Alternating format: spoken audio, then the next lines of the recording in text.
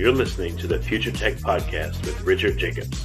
Future technologies such as artificial intelligence, stem cells, 3D printing, gene editing, Bitcoin, blockchain, the microbiome, quantum computing, virtual reality, and exploring space are much closer than you might think. In fact, many early versions of these technologies are in play right now, and the companies that are using these technologies are the focus of this podcast. My goal for you, the listener, is to learn from these podcasts. You may very well learn something that may change the course of your life for the better, steer you towards a new career, or give you insight into addressing a thorny medical problem.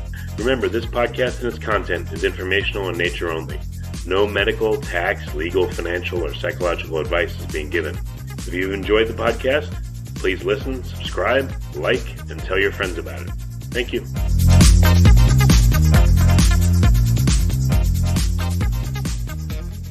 Hello, this is Richard Jacobs with the Future Tech Podcast. My guest is Shaun McGillivray. He's the president of McGillivray Freeman. The website is also McGillivray Freeman. But Shaun, thanks for coming. How you doing? I'm doing great. Thanks for having me. Yes, and the name, you're right. It's a little long. It's a little bit tough to brand ourselves, but you get used to it after a while when it comes to our industry. Yeah. Well, tell me about the company. What's the premise of what you guys do?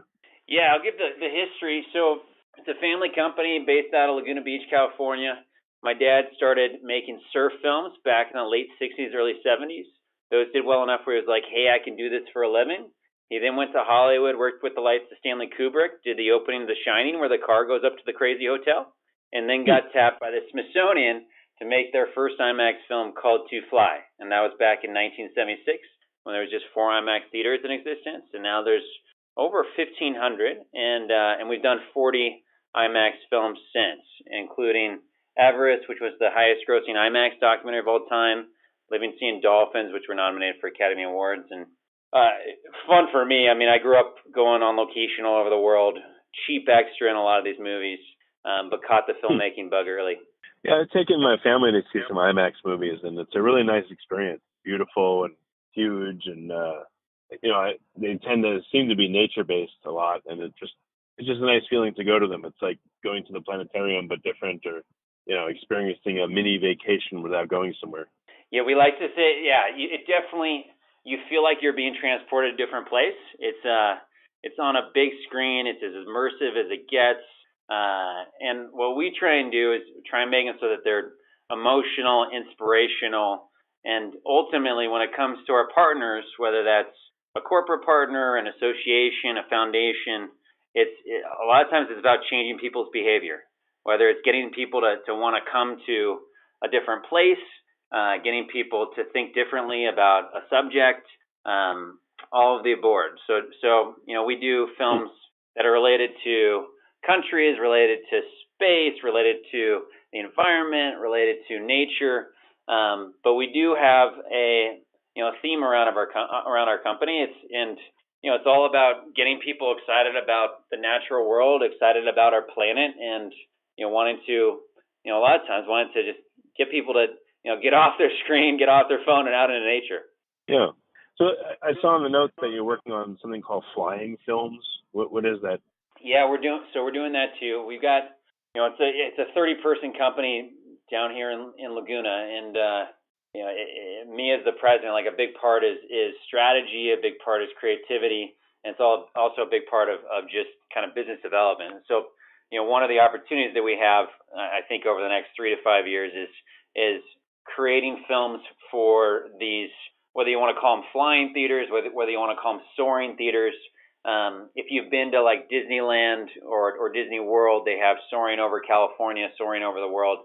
So it's that type of experience, but in different places all over the world. And they're starting to get to be more and more, whether that's a museum, a science center, an attraction that wants to have that kind of not only a you are there experience, but where you actually feel like you're flying because of the seats and because you don't have anything underneath your feet.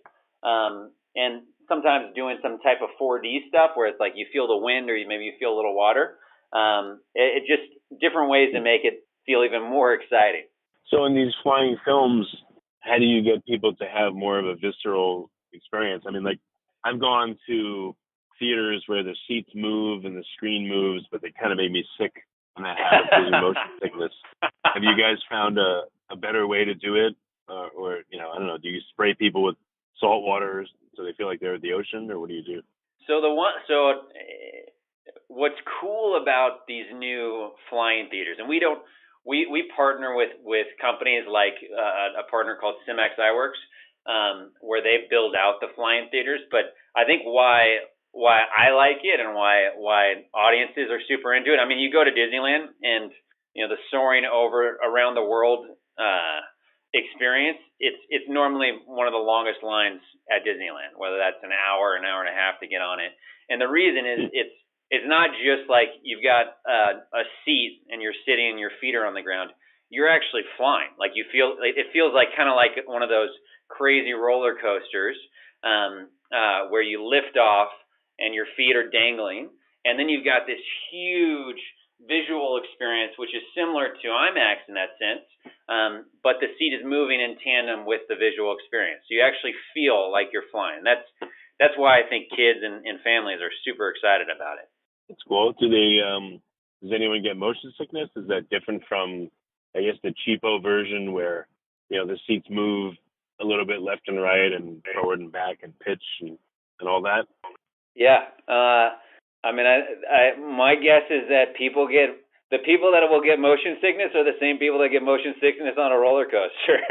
I mean, it's either you want to have that or you don't. And a lot of, I mean, for me, like, I don't really get motion sickness when it comes to that stuff, but I'm sure there are people that do. The people that want to have a little bit of thrill and a little bit of like, cool, I'm doing almost a ride.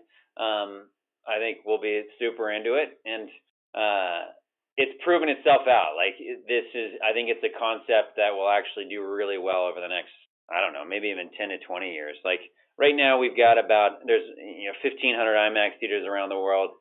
There's about 150 to 200 that are museums and science centers. And I see the flying theaters business going from, there's 15 to 20 right now, maybe going up to 250 to 300.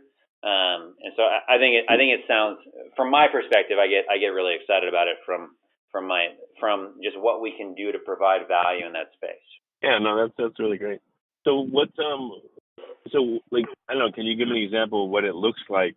What do the seats look like? What does the theater look like? And how do things move or change during the movie?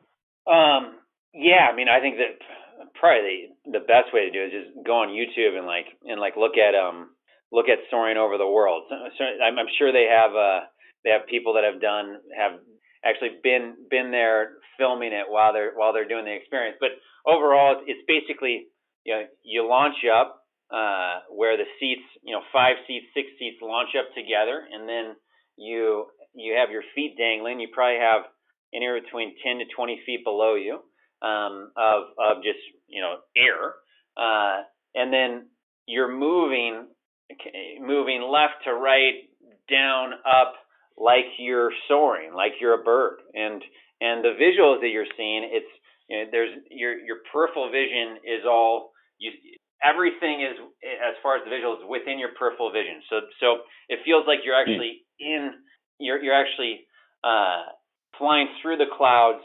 experiencing that similar to a bird. And you get to do that because it's a dome experience. So it's like wrapped around you. And you've got to have amazing visuals that are really high resolution, and that's what we're able to provide. And you also want to have some type of story, like you want to feel like there's a beginning, middle, and end as far as that experience. And I think we're really good storytellers, and that's what we pride ourselves on. So being able to have something that is not only really cool and immersive, but also in some way emotional and inspirational, we strive for. Yeah, what kind of stories have you found that seem to really resonate? And which ones, are not as exciting to people, and does it surprise you which is which? Yeah, so I mean, from that perspective, I'll talk about our IMAX giant screen films, which it's immersive cinema. The films are about 40 minutes in length. The reason why we have them at that time period is because the museums and science centers are playing them on the hour. And a film like National Parks Adventure, it came out in 2016. With the 100th anniversary of the National Park Service. This is a film that we worked with a partner. The partner was Brand USA, and which what they try and do is get international travelers to come to the U.S. And we also worked with Expedia and Subaru as partners, where they helped fund the film and provided marketing support. But overall, what we wanted to do was, create an emotional story that told the history of why the national parks are so important to us as a country and to us as a world, and also inspire and give an emotional connection to these places through great characters. And we had this guy named Conrad Anker, who is a rock climber that has climbed Everest over 5 times.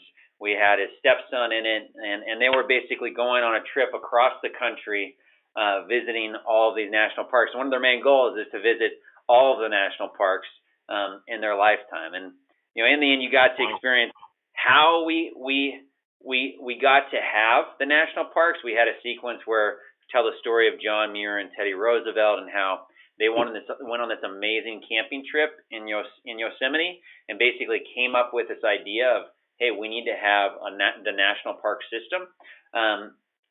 And so kind of the idea of rooting the importance of the parks and how grateful we are that there was leaders and visionaries who said, we're going to set out this area so that it's protected for generations to come. And what happens is people come out of the theater, and A, they really want to go to the parks, but B, they have a newfound appreciation. We've done surveys afterwards, a newfound appreciation for wanting to protect the parks. In fact, 97% of the audience that came out of the theater was more inspired to do some type of action to protect the parks for new generations. That's great. I mean, from my perspective, it's like I kind of pitch myself that I get to go to all these amazing places, including the national parks. I've got 3 kids. I've got an 8-year-old, a 5-year-old, and a 3-year-old. I can't wait to take them on like a camping trip out there or an RV. I haven't done it yet because our 3-year-old's kind of young. But it's the next best thing is seeing it in an IMAX theater, and it really does inspire and change behavior after seeing these types of really well told and inspirational films. Do you think it would be good or bad to couple, a call to action at the end of it? Let's say the national parks one. We typically do. No, you're right. Okay. We typically do. It's we'll have either for a film to the Arctic, which was the main characters were a mother polar bear and her 2 cubs up in Svalbard, Norway. We partnered with World Wildlife Fund on the film and Coca-Cola, and our take action message was a text to donate campaign that WWF administered in the Arctic for a protected place for polar bears. And we actually were able to inspire $4 million of donations through that campaign, which was, wow. I mean, we were just super excited to be a part of that and be able to lend that authenticity and inspiration to get people to kind of say, I'll part with my hard-earned money to be a part of something bigger than myself. That's really cool. Yeah, I love that. I love that film. I mean, it was crazy being up there. Like, we were up in Svalbard, Norway for about a month, where you see the polar bears jumping from ice floe to ice floe. You've probably seen it on Nat Geo or BBC on TV before. But to be actually there and watching like a mother polar bear nurse her cubs and hunt food with her cubs and get chased by male polar bears, it was crazy. It was I'll never forget it. What if you did like a 2-part movie? You show the first part, ask for contributions, and the people that contribute, even a small amount, then it unlocks the rest of the movie for them. That's an interesting idea. Yeah, some kind of bonus content, or I don't know, something that they get. Just an idea to help get even more action, more commitment and stuff to different issues. No, you're right. It's the idea of giving. Not only you're just doing this because you're a good citizen and you're excited, but here's some bonuses as part of it. I think incentives are always a good thing. Yeah. So we're now seeing the effect that some of these films have had. What's the great excitement? Do you guys just want to keep making more great films, or is there a direction now that you want to take it, a specific direction to affect some kind of change? I love what I do. I think it's incredible to be able to do this, to be able to paint on this big canvas. And the films play theatrically, and then typically they go to a streaming service, whether that's Netflix or Amazon. Typically Netflix, if we're looking for as many eyeballs as possible. Yeah, I mean, for me, that's the cherry on top. Being able to make these films. What I do day and date is basically looking for partners, whether that's corporate foundations, associations, donors, where we align with them and we're able to basically provide funding for these films to be made. And we see huge impact, but just like anything, it's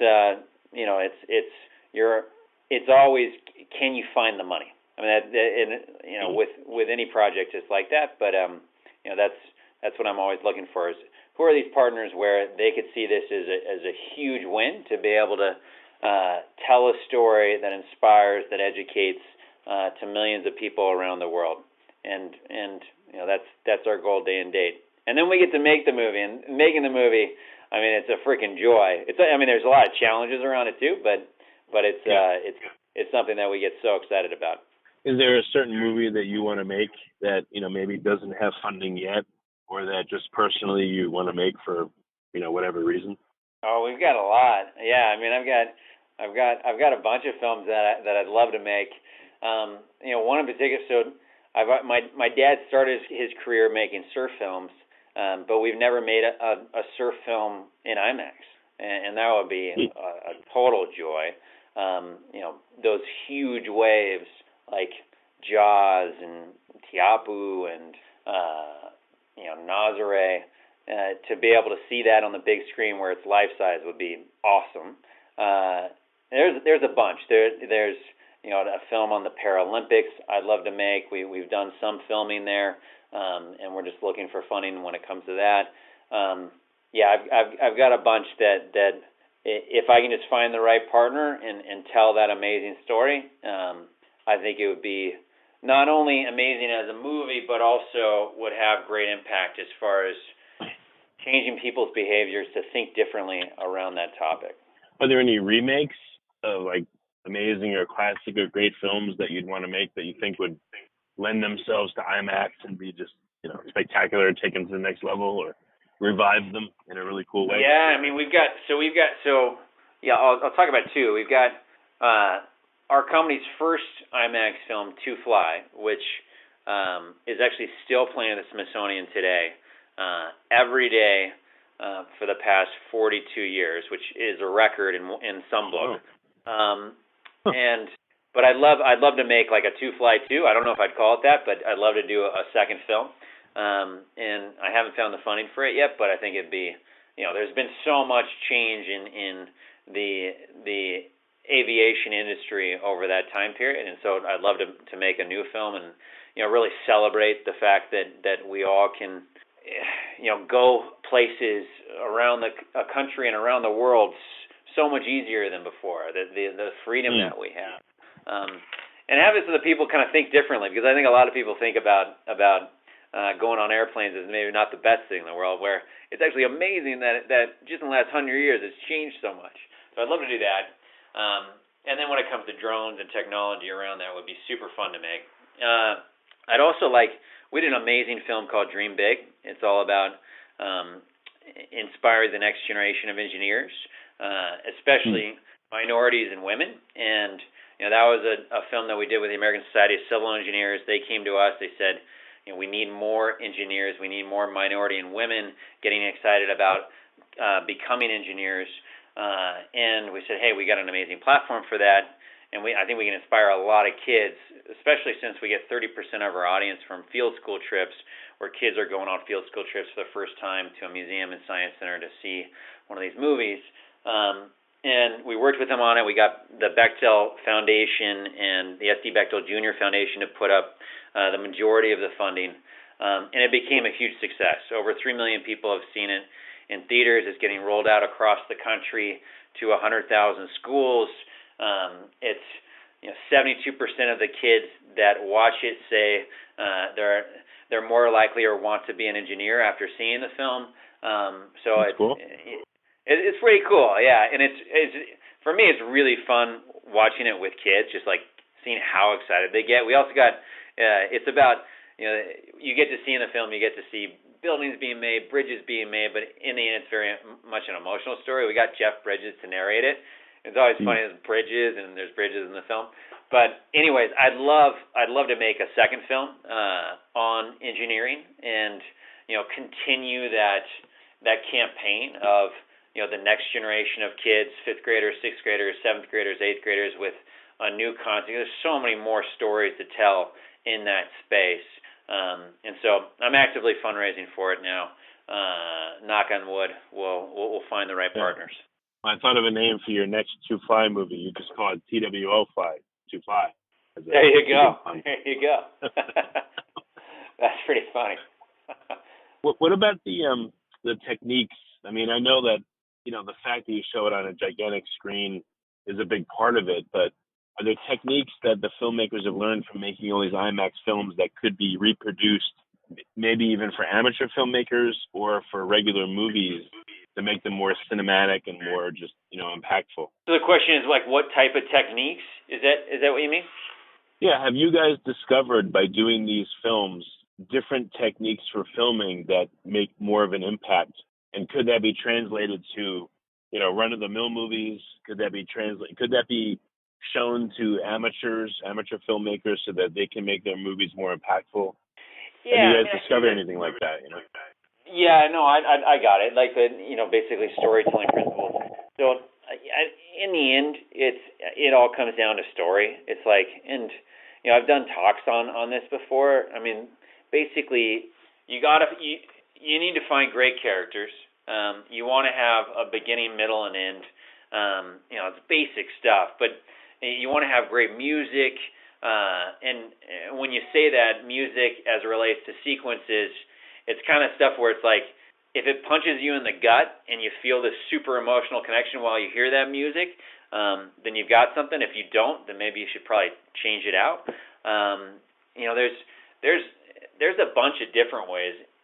I think as it relates to different platforms, like when we're filming something for the giant screen where it's so big and it's so immersive, we tend to edit a little bit differently. Like we'll go longer on shots so that people can really experience it.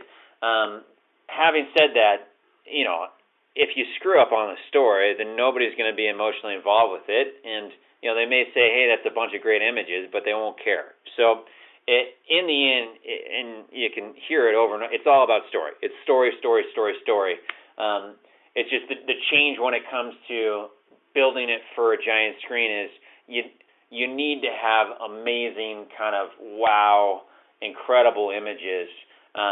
Just because you've got this amazing canvas, it's like if you don't, then you've lost. Like you're not really giving the experience that they've paid a ticket for. Because that's what's kind of amazing about this. Like people actually pay a ticket for a documentary. There aren't that many times where you have documentaries that actually play theatrically, where you're actually paying for the content. Most of the time now, if somebody sees a documentary, well, they've already paid for an HBO subscription or a Netflix subscription, and they're like, okay, I'll watch this free content.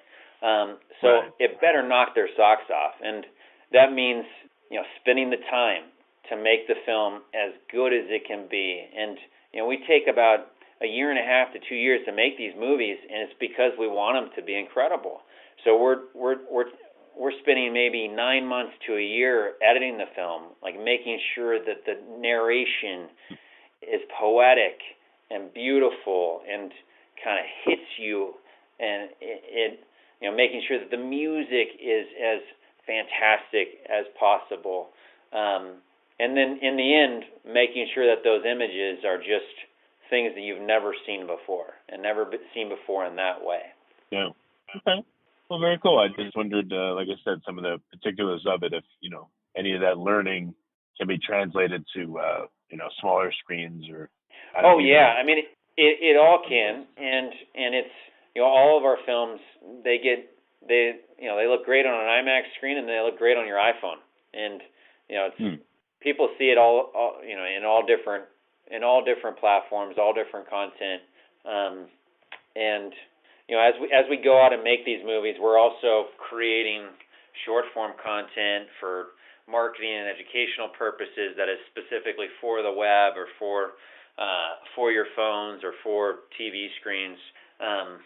Whether that's for a film like the National Parks, whether that's a film like Dream Big, or if we did a film just recently called America's Musical Journey, which had Morgan Freeman as the narrator and Ella Black as the host. Again, it ends up being, okay, how can you get people so they're excited about the topic and feel like they just went on this like incredible trip, and they want to either get to immerse themselves more into the content and the education around it, whether that's learning more about engineering or getting them to want to go to these places. We're all about behavioral change, and that's what I think this platform is really unique for, as long as you create the right stories for it. Yeah, that makes sense. And then last question, how is VR impacting how you make movies, and is there a place for it in what you do, or what's the dynamic there? I think VR and AR are really interesting, and we've done VR as we make these movies, and we've done a few engagements working with clients where we've created VR films for a destination marketing organization or a brand. And again, I think what's important when it comes to that type of story or that type of film is you still want to have a story attached to it. So that's what we're always trying to do. Like, we're storytellers. Whatever type of medium you're working with, a lot of times what you see in VR right now is just like it's just pictures of places. But we really want to connect with the audience. If they're putting on those goggles, have it where they actually feel like they are emotionally connected to that experience in some way. I think it works really well for foundations, for associations where they're like, hey, I want to get more people to actually think about donating to having more wells in Africa. I've seen that with Charity Water, an organization. They do an incredible job with that. I think there's a lot of application. When it comes to AR, it's going to revolutionize industries. It's going to be something where the ability to have tutorials when somebody's out there on a construction site and operating different machinery, being able to have goggles where you can see through the goggles, but there's a way to actually see what's going on at the same time. It sounds futuristic, but it's starting to happen right now. We actually featured an aspect of that in our film Dream Big. I think the sky's the limit. I think there's going to be a lot of change. I think it's really exciting. For us as storytellers, it's how do you use those types of technologies in an interesting way to, again, change behavior, the behavior that your client, your partner, is looking to change as you create these stories and these campaigns. Okay. Yeah, and I guess the same thing with like 3D video or 360-degree video type stuff that I've seen coming out lately too. Yeah, and all of our films, when it comes to the IMAX screens, they can be seen in 3D if it's a 3D theater, or they can be seen on a dome, or they can be seen, flat screen, straight up, just big and 2D. And so, yeah, the way we work, it really is kind of on the cutting edge of cinema, but it's the same principles as 100 years ago, where you got to have a great story. Okay. Well, fair enough. Well, Shaun, this is a really great call. I'm like really excited to go to IMAX now and see what's there, which is really cool. We talked about that offline. So I love it. Yeah, you're in Austin. You've got that IMAX theater right there. If you're in California, the California Science Center. In New York, American Museum of Natural History. If you're in D.C., the Smithsonian. These are fantastic places to take your family to get excited and to watch something that's really cool. And it's going to inspire you to want to do something, whether that's learn more about a topic or inspire you to go to a place. It'll be great.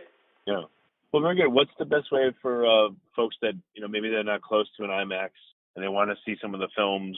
What resources are there for them to check them out? Yeah, absolutely. So many of our films are on Netflix. You can look on our website, MacGillivray-Freeman.com. Sorry, that's such a long name. You can also go on YouTube. Some of the stuff is on YouTube. And if you go on Amazon, and you're still using DVDs and Blu-rays, you can download them on DVD and Blu-ray.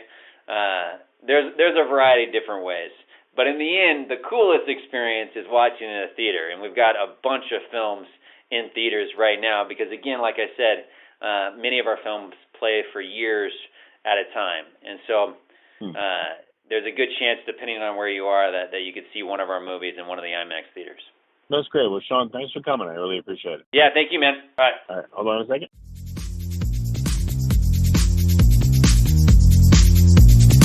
You're listening to the Future Tech Podcast with Richard Jacobs.